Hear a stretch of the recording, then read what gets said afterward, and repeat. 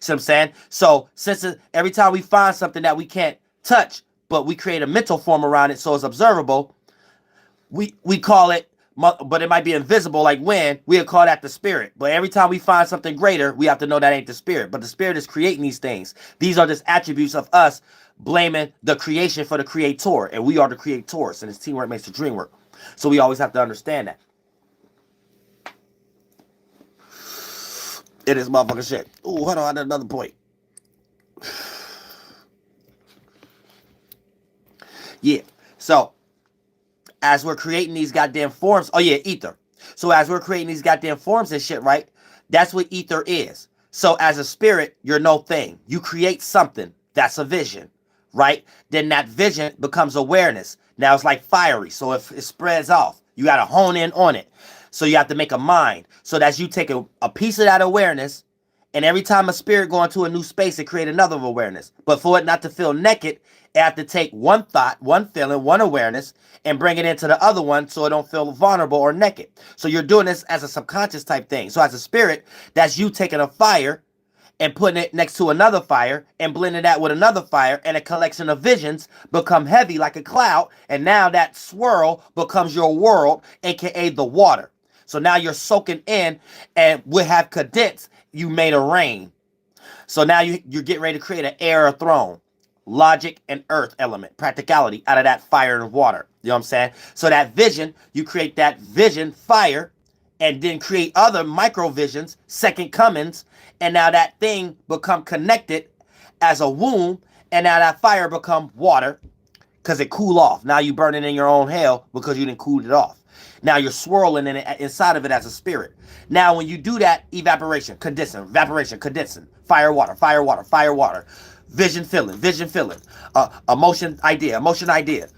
Now you're developing air, right? Travel, logic, know-how, ability, intellect, putting together a robot, a golem, an alien, a fourth, fifth, and sixth dimensional creature, something that can represent you, a character, charismatic gifts, something to communicate. See what I'm saying? Now, is it practical or not? Is this character sturdy? Do it have something to stand on? Is your word is your bond?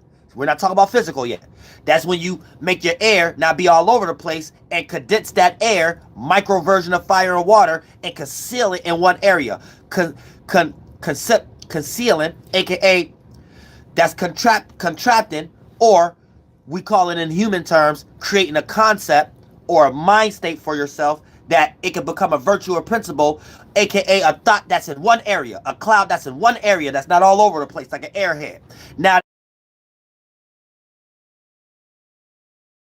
that air become earth, because now it's going to start to dry up, and all that fire and water that was air start to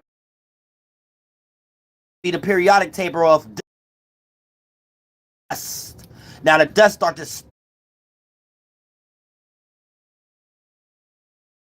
be still, and all the air that you keep shaping and molding it with, and then the air condenses, still be the periodic table in the air from the fire and water, is trapping all that into one area and becoming a form, aka a mentality, a firmament. And now that become your virtue and principle, feminine and masculine, one hardened thing. Make sure you don't have a hardened thought, but a hardened mentality of you not being easily persuaded, you being hard, you being strong-minded. You know what I'm saying? That's what it technically means. You having something to stand on. Your word means something. So what you practice in your mind, you actually preach that too, because you physically start to act out correspondences of a person that look like they mean what they say, because you practice what you preach. AKA, in a nutshell, Saturn, discipline, disciple, your solar plexus doing a full cycle, you understanding all your natures, you know what I'm saying? You understanding the starting point, and when you become distant, how to react or respond when you're in your separate energies below your horizon, your Hebrew Israelite, and how to not get too wet and flunked out when you're catering to your desires. And AKA, that is just an allegory of just knowing how to do everything in moderation. Too much of anything will flunk you out and drown you and shit like that. So doing everything in moderation. So even when you're in your fallen state, know how to do everything in moderation, you're still in God's favor. You see what I'm saying?